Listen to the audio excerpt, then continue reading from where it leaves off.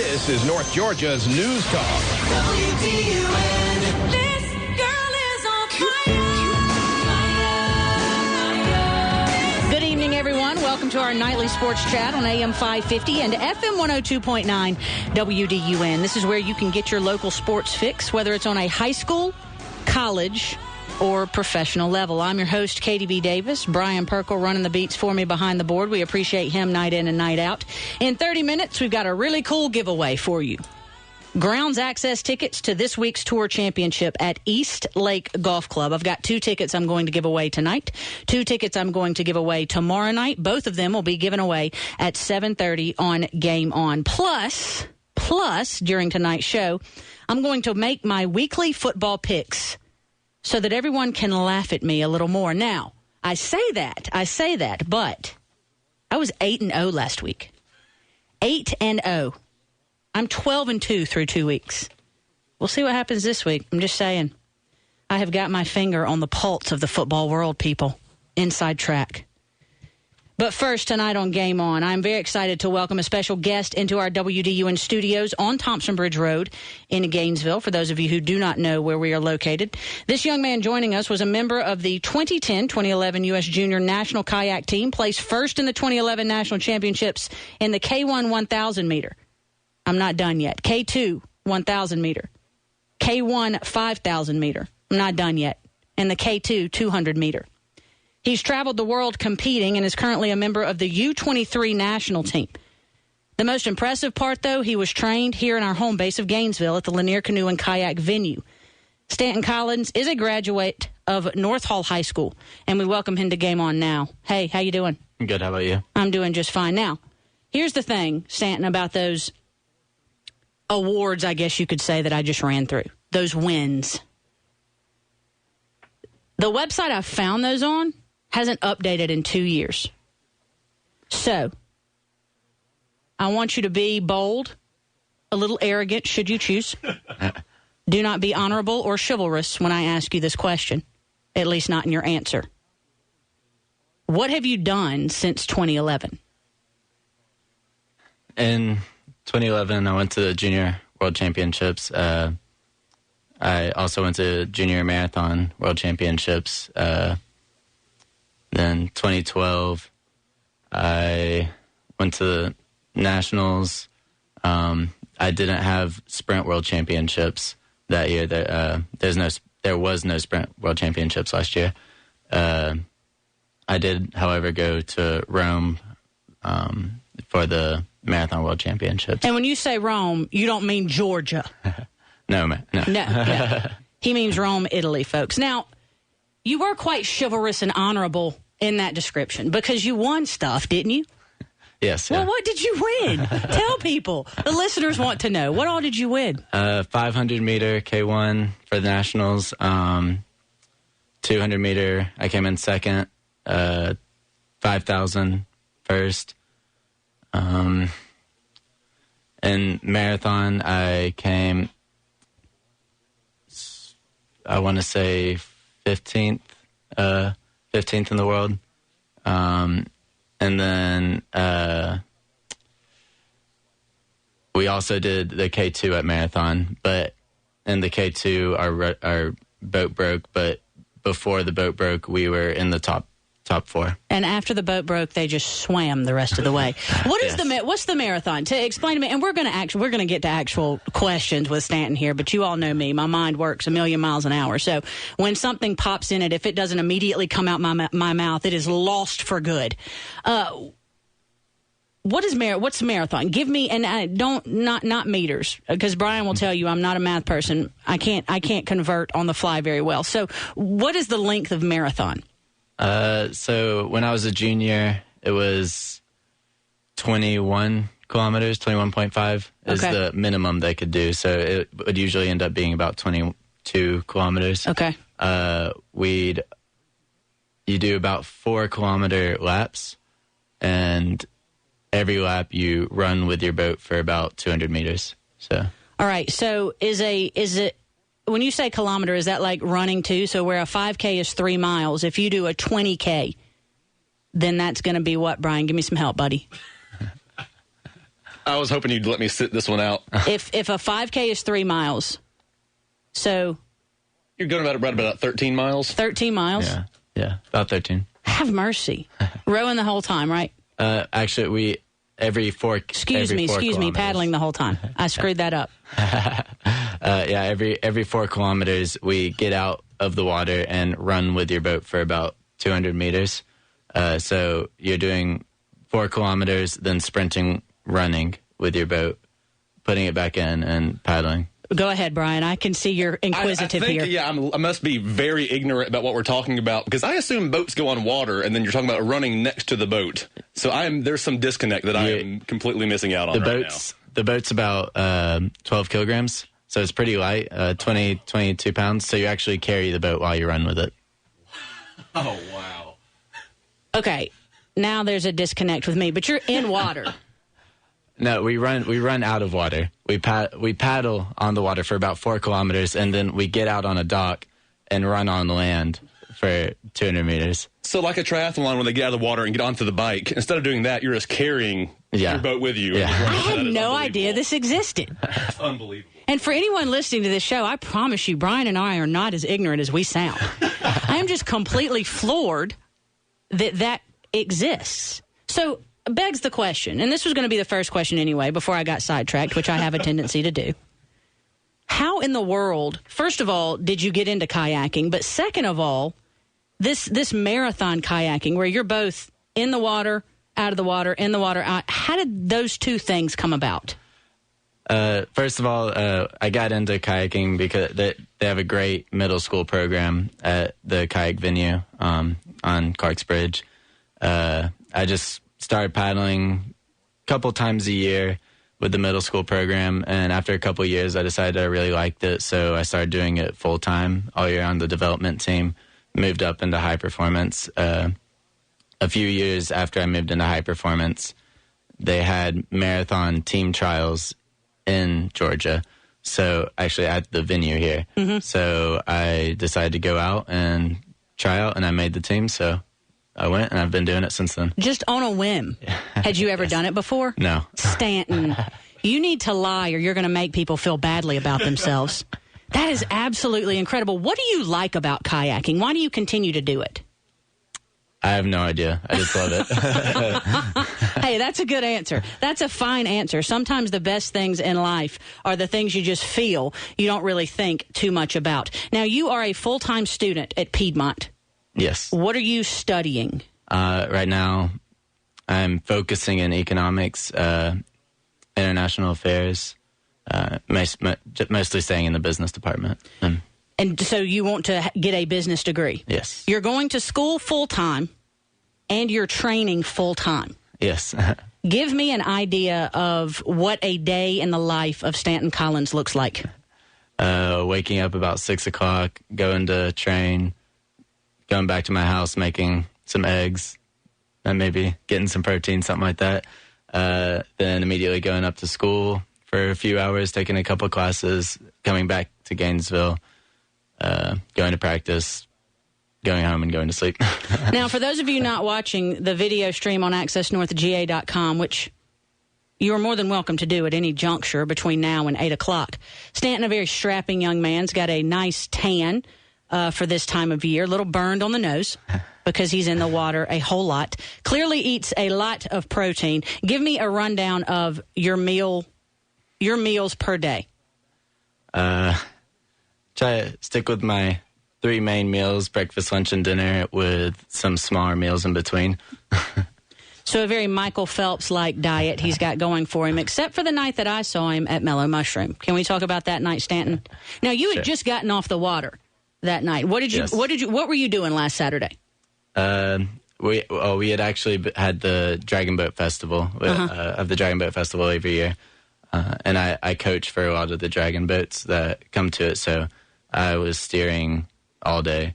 I was steering dragon boats all day for all the races, and I actually I got a Piedmont crew together to race in the dragon boat, and my kayak club has a dragon boat that we competed in also.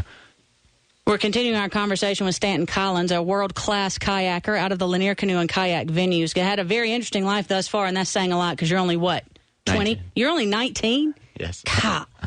By the minute, I am feeling horrible about myself. I'm thinking he was a freshman at North Hall when I graduated. So I'm just, my level of confidence is inversely related to my level of depression right now. Well, this is what I'm saying. It's unbelievable what he has accomplished at 19 years old already in his life. We want to go back, though, to what he was doing at Mellow Mushroom, just fresh off the water. And when you say steering dragon boats, explain to our listeners what that means. So the dragon boat, you have about 20 people in a boat, just basically a giant canoe. And you had it out of water and were running with it with the 20 people in Not it? this one. Okay. So you have 20 people paddling together, and then to steer it, you have one person in the back with a longer paddle that just rudders the boat down the course. With 20 people in the boat? Yes. The silence is flabbergastration. Is that a word coming from both Brian and I here on Game On? All right, so at Mellow Mushroom, the waitress, I went to talk to Stanton to ask him kindly to be on the show, a decision I am guessing he regrets mightily at this juncture, but asking him to be on the show, and the waitress brings him a pizza. He's at the table with two other people, brings him a pizza, and now I know why, because he was steering boats with 20 people in them with only a paddle in his hand. And how many boats did you steer? Guesstimate. I don't know. 40? I was thinking the answer would be 4 or 5, maybe, but I know, right? 40, okay. 40 boats. Well, he earned that barbecue chicken pizza that he got at Mellow Mushroom. Let me tell you what, folks. Okay, Stanton, but before we go to break here, and we're going to bring you back after the break and dive into some more questions, but just a quick rundown of the countries in which you have competed. Everywhere.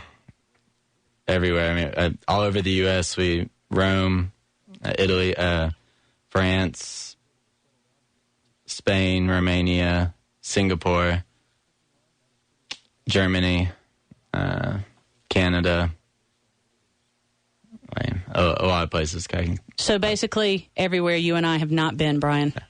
Have you ever ran in the Cayman Islands or boated? I've been there before. Have you ever ran or Not boated been there. in the Not Cayman been there. Islands? That's fantastic. Well, folks, when we come back with Stanton Collins, world-class kayaker, a trainee of the Lanier Canoe and Kayak venue, we're going to ask him about the Lanier Canoe and Kayak venue, what it means to him, also the most interesting country he's visited, and the strangest thing he's eaten. He's been to Singapore, folks. I bet he's eaten something strange.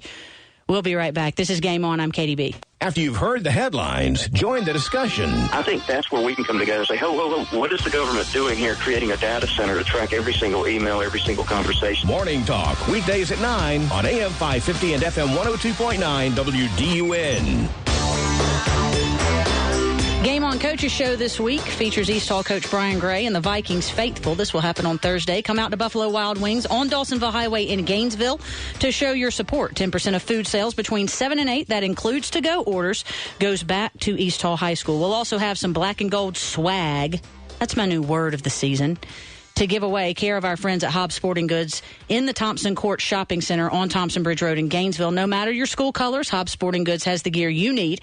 So go check them out and pick me up something while you're there. How about it? We were talking off air with Stanton Collins, and we're going to continue our conversation with him as Game On continues on AM 550 and FM 102.9. Stanton, a champion, national champion, and has been involved in world championships in kayaking. We were talking off air with him, though. And sometimes people get behind the mic and they become a little reserved. So you ask the real questions off air. And the real question was, what in the world made you look at marathon kayaking, which is part in water, paddling, part out of water, running with the boat? What in the world made you look at that and say, I want to do that? And his answer was that it's a lot less formal than kayaking the other events, and that anywhere you can find leverage, you can put your paddle. So basically what Brian and I surmised from that was that it's like the MMA of kayaking. Are we pretty right in that? Pretty right. Okay. Pretty right. Stanton, where is the best place to gain leverage you have ever hit someone with your paddle? The chest. Yeah? Yeah. That is so much fun. I would imagine that's kind of strategic because you can take their breath away at the same time. Yeah. So you get a leg up on yourself and you slow them down. That is fantastic. Oh, we were talking last segment about some of the countries that Stanton has visited in his kayaking endeavors. And truly, folks, he has been all over the world. So Stanton, first of all, what's the most interesting place that you've visited? Definitely Singapore. Why is that? It's a really small country. I mean, it's basically it's a city, but the city is just, it's incredible. I mean, you'd walk one block and it'd feel like a completely different country that you're in. So in New York, you have Little Italy, and Little China, all these places, but then in Singapore, you have Little Italy, Little India, Little China. Oh, wow, Just every single block almost seems like a completely different culture. Yeah, culturally diverse. And now you mentioned that you have to put a lot of protein in your body to sustain your work day, which for those of you just tuning in to Gay Mail on AM 550 and FM 102.9 WDUN, wakes up about 6, trains for a couple hours, goes to school full-time as well at Piedmont, where he is studying business, international business, which, hello, why wouldn't you? Do you know any other languages? Have you learned other languages? I'm learning German. You're learning German? Yes. Of all the languages. You're astounding me with the things you're saying. Most people are like, yeah, Spanish, because, it's easy. But he's learning German. And then trains some more and then goes home and goes to sleep. But I would think it would be hard to eat like you normally eat at home when you're in, say, Singapore, or not so much Germany, because you got the brats. And the brats are good. Yeah. But so tell us about some of the most interesting foodstuffs you've eaten. Well, I've probably got 2 stories for that one. In Romania, there's one thing I ate. I'm not entirely sure what it is to this day. I will tell you that it was probably one of my favorite dishes we had there. Really? I didn't want to ask what it was because I knew it was probably something I didn't want to hear. Right. What did it look like? Describe the plate for us. Was it a meat or vegetable? Could you ballpark it? Both. It was kind of like a wrap. Yeah. I knew it had some kind of meat on the inside. I want to say there was some maybe cabbage in it. I can't really tell you too much about it, but it was great. I loved it. If I could have it now, I'd have it. But So you had that dish in Romania. Now, you said there was another story. What is it? Yeah, I was out with some of my friends, and we were in a Peruvian restaurant. And I've never been to Peru, but it was a restaurant. Mm-hmm. And we were in there, and they're like, "Oh, try this." And I tried it. I thought it was just steak. It looked like a steak on a little shish kebab. Right. I started eating it. I was like, man, this is the best steak I've ever had. Like, yeah. This is great. And I keep eating it. And I knew it tasted a little bit different, but I just thought maybe they marinated it with something. I don't know. But ends up it was a cow heart. So it was different. Yeah, that's a good word for it, Stanton. Lesson to those out there listening. When your friends say, hey, try this, don't try it. That's like, when you smell something, this smells horrible. Smell it. So anyway, Stanton, you trained at Lanier Canoe and Kayak Club.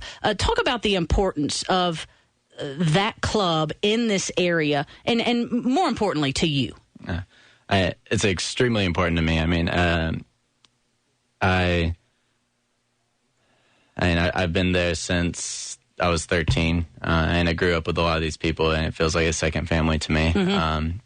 I really couldn't imagine not being involved with the club, and that's probably one of the reasons that I keep paddling now is because I think about maybe starting a career, doing all these things, but I can't imagine going on and not being a part of the kayak club.